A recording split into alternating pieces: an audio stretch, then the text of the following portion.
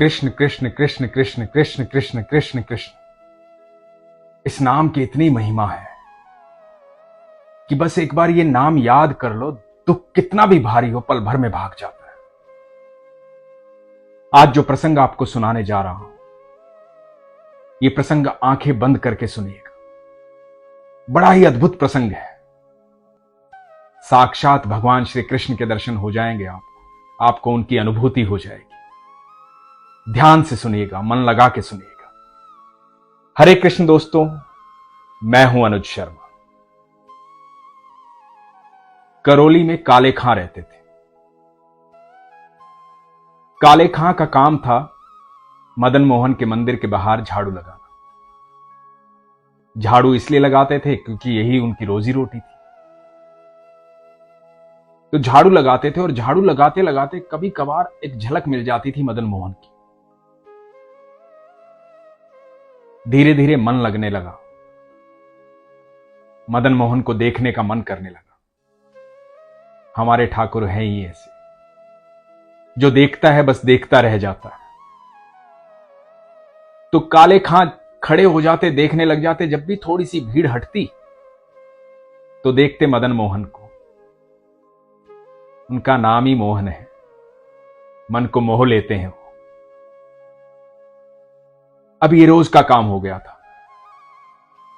झाड़ू लगाते, भीड़ थोड़ी सी हटती और देखते मदन मोहन को।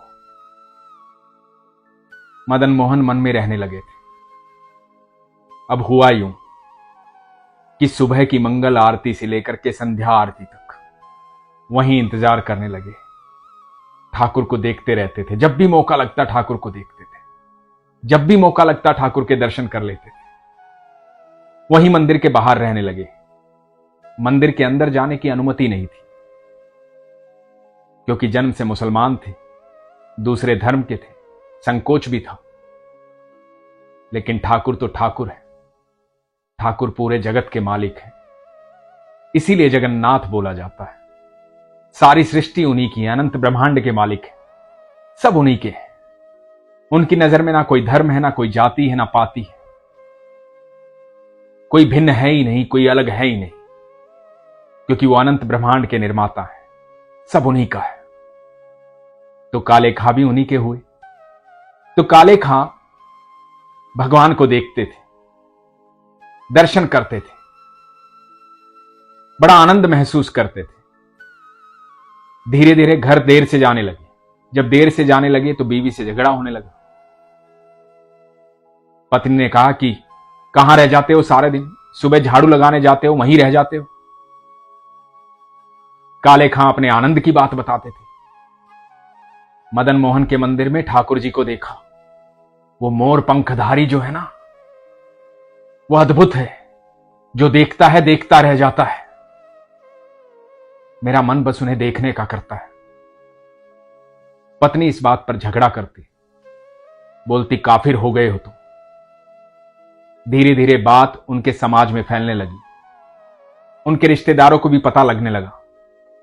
काले खां मंदिर जाते हैं, भगवान के दर्शन करते हैं, अल्लाह को भूल गए हैं, खुदा को भूल गए हैं। कृष्ण कृष्ण करते हैं, मदन मोहन करते हैं। रिश्तेदार भी सुनाने लगे, पर काले खां पर इन बातों का कोई असर नहीं। काले खां तो ठाकुर के पास जाते थे। पत्नी घर में झगड़ा करती तो इनको एक और मौका मिल गया कि चलो, घर जाऊंगा तो झगड़ा करेगी, उससे बेहतर है कि मैं मंदिर के बाहर रहूं। जब भी मौका लगे मेरे ठाकुर को देख लूं, मेरे कृष्ण को देख लूं। जीवन में बस एक ही समस्या थी। समस्या ये थी कि काले खां की कोई संतान नहीं थी। तो पत्नी कहती कि अब संतान होगी भी नहीं, तुम तो काफिर हो गए हो, हिंदुओं के मंदिर में जाते हो, अल्लाह को भूल गए हो, हमारे ईश्वर को भूल गए हो। कहां से होगी संतान, कहां से मिलेगा सुख? अब कोई सुख नहीं मिलेगा। काले खां मुस्कुरा दिए, बोले कोई बात नहीं, अब जो देगा मेरा मदन मोहन देगा, जो देगा मेरा ठाकुर देगा। इस दुनिया में जो कुछ भी होता है बस उसकी इच्छा से होता है। उसकी इच्छा होगी तो संतान भी हो जाएगी। और काले खां अगले दिन जब दर्शन कर रहे थे मदन मोहन के, जैसे ही भीड़ हटी, ठाकुर जी को देखा और ठाकुर जी को बोले, हे मदन मोहन, मेरे घर में झगड़ा होता है कि मेरी संतान नहीं है। झगड़ा इस बात पर भी होता है कि मैं तुम्हारे पास चला आता हूं, जब घर जाता हूं तो कलह होता है, शांति नहीं बैठते ये लोग, शिकायत करते रहते हैं कि मैं हिंदू हो गया हूं, काफिर हो गया हूं, तेरे पास आता हूं।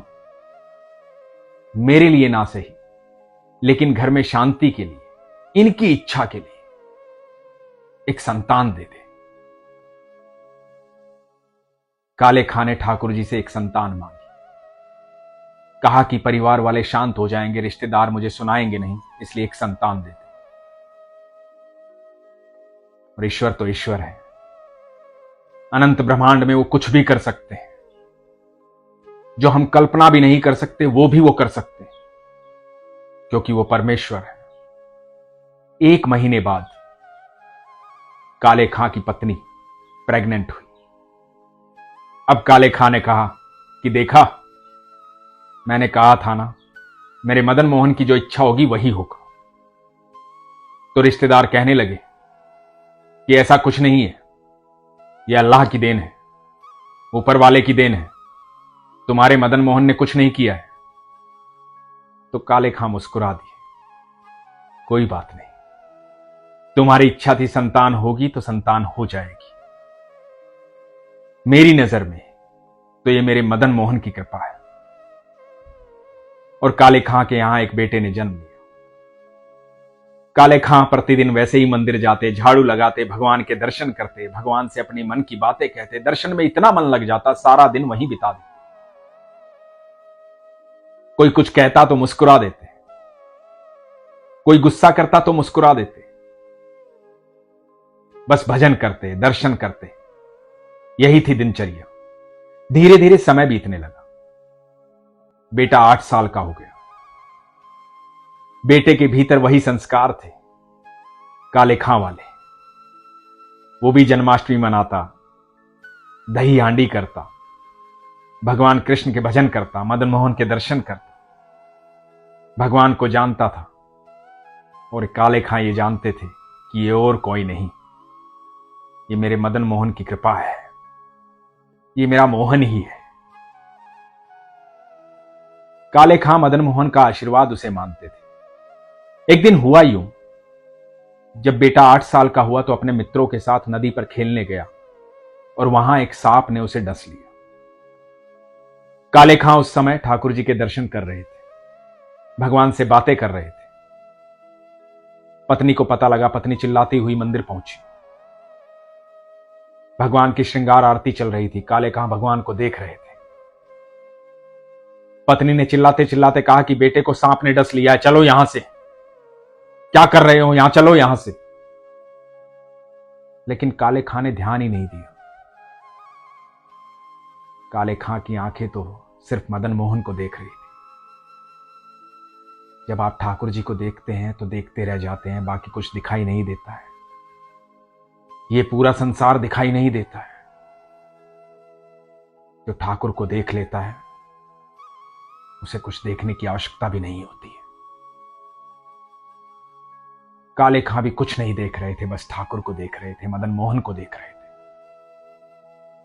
पत्नी बहुत गुस्सा हुई, गुस्से में बोली कि यदि मेरे बेटे को कुछ हो गया ना तो तुम्हें भी देख लूंगी और तुम्हारे मदन मोहन को भी देख लूंगी, किसी को भी नहीं छोड़ूंगी। जल्दी से झाड़ फूक वाले को लेकर पहुंचो। और बड़बड़ाती हुई पत्नी चली गई। काले खां मदन मोहन को देखते हुए बोले कि मैं जानता हूं प्रभु, ये तेरी लीला है, सब कुछ तो तेरा दिया हुआ है, ये पुत्र भी तो तेरा दिया हुआ है, तेरी लीलाएं अद्भुत हैं। तू जानबूझकर मुझे कष्ट देता है। जब तू कष्ट देता है तो मैं तुझसे बातें करता हूं, और जब भी कष्ट आता है मुझे तो खुशी होती है, क्योंकि मुझे मौका मिलता है तुझसे बात करने का। मैं अब भी जानता हूं कि तू सब सही कर देगा। ये कह के काले खां नदी पर पहुंचे। जब नदी पर पहुंचे तो पत्नी चिल्लाई कि झाड़ फूक वाला कहां है। काले खां को कहां ध्यान रहता था। वो तो जानते थे कि मेरा तो जो कुछ है मदन मोहन। बोले कि भूल गया। पत्नी ने कहा कि बुला कर लाओ। एक झाड़ फूक वाला आया। उसने देखा, बच्चे के शरीर को छुआ। बच्चे का पूरा शरीर नीला पड़ गया था। झाड़ फूक वाले ने कहा कि बच्चे में जान ही नहीं है, बच्चे की मृत्यु हो गई है। पत्नी जोर जोर से चिल्लाने लगी। काले खां एकदम शांत खड़े थे। जिसका ईश्वर पर भरोसा होता है, उसके जीवन में कितना भी बड़ा तूफान आए, उसकी शांति कोई भंग नहीं कर सकता, क्योंकि उसका विश्वास प्रगाढ़ होता है। और जब विश्वास प्रगाढ़ होता है तो कोई शंका नहीं होती है। इसलिए स्थिरता बनी रहती है, क्योंकि स्थिरता ईश्वर में होती है। पत्नी जोर से चिल्लाने लगी। बेटे के शरीर को उठाया, मदन मोहन के मंदिर की तरफ भागी। साथ सब गांव वाले। काले खां मंदिर की दहलीज पर ले जा करके बेटे को रख दिया और पत्नी चिल्लाई कि तूने दिया था ना इसे। ये काले हमेशा कहता है कि तूने दिया था इसे। मेरा बच्चा मर गया है, तो कुछ है तो जिंदा कर इसे। और यदि मेरा बेटा मुझे वापस नहीं मिला तो काले खां को भी मारूंगी और तुझे भी मारूंगी और खुद भी मर जाऊंगी तेरी दहलीज पर।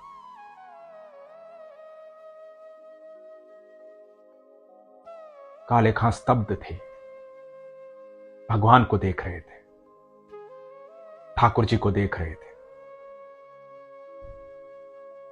उस समय काले खां ने कुछ गाया। उस गाने का भाव जो था वो बड़ा अद्भुत था। काले खां ने कहा कि तेरे लिए तो कुछ भी असंभव नहीं।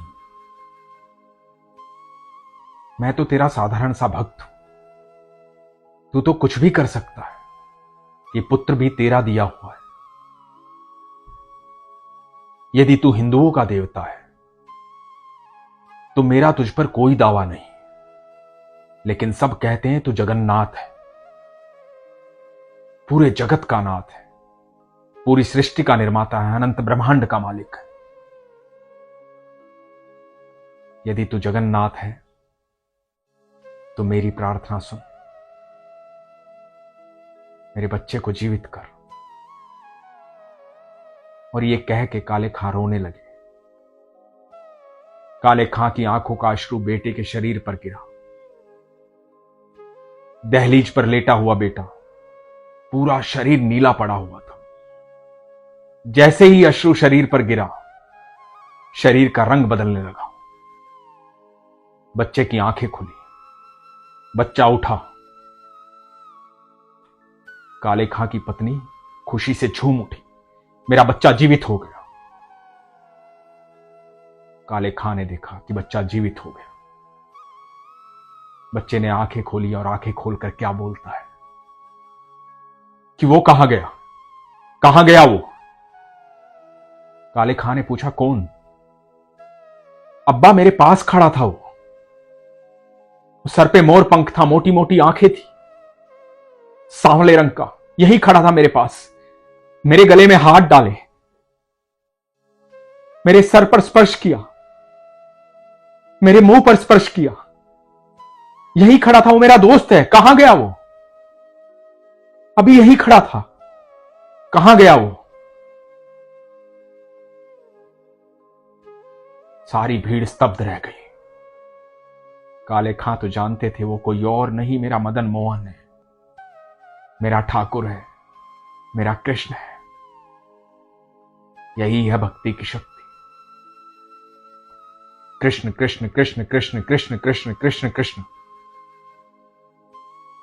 सिर्फ इतना सा बोलने से दुनिया की हर तकलीफ दूर हो जाती है, क्योंकि दुख की इतनी हिम्मत ही नहीं है कि वो ठाकुर के सामने खड़ा हो सके। और दोस्तों, जीवन में कभी भी दुख आए ना, कभी भी आए, कितना भी भारी दुख आए, तो बस एक काम करना, उस दुख को बोलना कि सुनो, आओ, मैं स्वागत करता हूं, चलो तुम्हें कृष्ण से मिलवाता हूं। और एक बार कृष्ण बोलना, इतने मन से बोलना, बिना शंका के बोलना इतने विश्वास से बोलना जितने विश्वास से काले खाने बोलना। आप देखना, आपका ठाकुर पल भर में आपके साथ होगा। वो जगत का मालिक है, बेहद प्रेम करता है। शंका मत कीजिए, विश्वास कीजिए। जो लोग ये कहते हैं ना कि मैं इतनी पूजा करता हूं, इतनी प्रार्थना करता हूं, वो सुनता नहीं है, यही शंका है। जो लोग कहते हैं ना मैं इतने दिन से मांग रहा हूं, वो देता नहीं, यही शंका है। क्या लाए थे यहां पर जो खो गया है? क्या रह गया तुम्हारा यहां पर? क्या है तुम्हारा? कुछ भी नहीं है। कोई तुम्हारा था, तुम्हारा है और तुम्हारा रहेगा, तो वो है कृष्ण। इसलिए हमेशा कहता हूं, अपने विश्वास को मजबूत रखिए, अपना ख्याल रखिए। हरे कृष्ण।